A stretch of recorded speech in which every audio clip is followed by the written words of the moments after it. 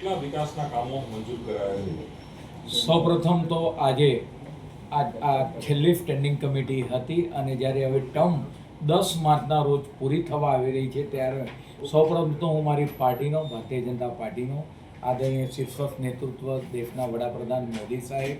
ભારત સરકારના ગૃહ સહકાર મંત્રી અમિતભાઈ શાહ સાહેબ, રાજ્યના મુખ્યમંત્રી શ્રી ભૂપેન્દ્રભાઈ પટેલ સાહેબ, પ્રદેશ અધ્યક્ષ વિશ્વકર્માજી, આ તમામ લોકોનો જેમને મારામાં વિશ્વાસ મૂક્યો અને આ સૌથી મોટી જવાબદારી આપી સ્ટેન્ડિંગ કમિટીના ચેરમેન તરીકેની, એ માટે હું સૌનો આભાર માનું છું. કારણ કે અમદાવાદ મહાનગરપાલિકા એ દેશની 3જા નંબરની મહાનગરપાલિકા છે, જે સૌથી વાત કરીએ કે એનું વિશેષ બજેટ છે 3જા નંબરનું દેશમાં. આજની જે સ્ટેન્ડિંગ છેલ્લી કમિટી મળી હતી તેમાં લગભગ 2500 કરોડના મહાનગરના વિકાસના કામોને મંજૂરી આપવામાં આવી છે, જેની અંદર વાત કરવામાં આવે કે 600 કરોડના રોડ પ્રોજેક્ટના જે કામો છે, 600 કરોડ કરતાં વધારે એને મંજૂરી આપવામાં આવી છે. ડ્રેનેજ પ્રોજેક્ટના કામો, તદુપરાંત આપણે વોટર પ્રોજેક્ટના કામો, અલગ અલગ વિભાગના કામોનું આજે ઐતિહાસિક મંજૂરી 2500 કરોડ કરતાં, કે જે એક નાના સિટી જેટલું બજેટ ધરાવે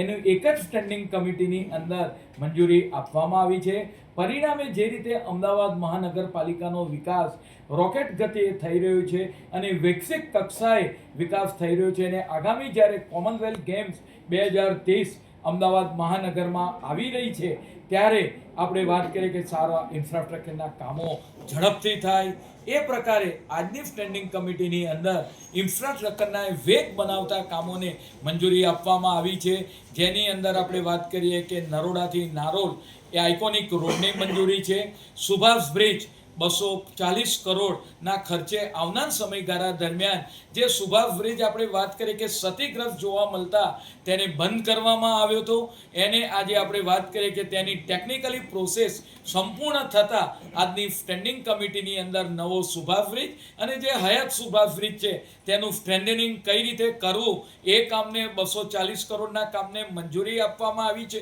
એ જ રીતે સિટીની અંદર અલગ અલગ પ્રિસેન્ટ આવેલા છે કે Gujarat university, LD engineering college હોય, વિવિધ ભવનો આવેલા હોય, તો એને એજ્યુકેશન પ્રિસેન્ટ કઈ રીતે ડેવલપ કરવું, એ જ રીતે હેરિટેજ પ્રિસેન્ટ હોય, ટેમ્પલ પ્રિસેન્ટ હોય, એવા લગભગ 250 કરોડના કામોને પ્રિસેન્ટ મંજૂરી આપવામાં આવી છે. જે રીતે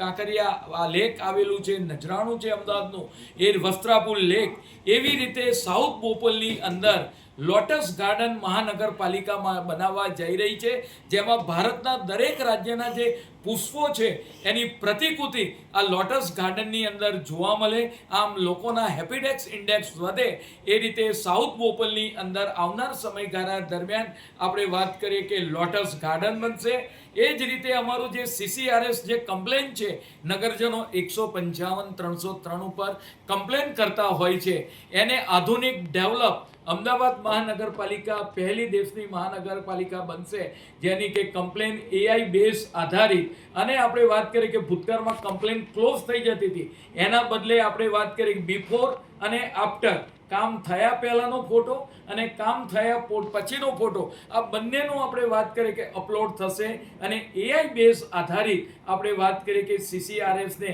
આજની સ્ટેન્ડિંગ કમિટીની અંદર મંજૂરી આપવામાં આવી છે. આમ નારોલથી નરોડા હોય, પ્રિસેન્ટ હોય, તદુપરાંત જંકશન ડેવલપમેન્ટ આગામી સમયગાળા દરમિયાન 100 જંકશન ડેવલપ કરવા માટેના કામને મંજૂરી આપવામાં આવી હતી. બીજા 25 જંકશનને ડેવલપ કરવા માટેના આવા અનેક વિકાસના કામો અલગ અલગ વોર્ડની અંદર આપણે વાત કરીએ કે પબ્લિક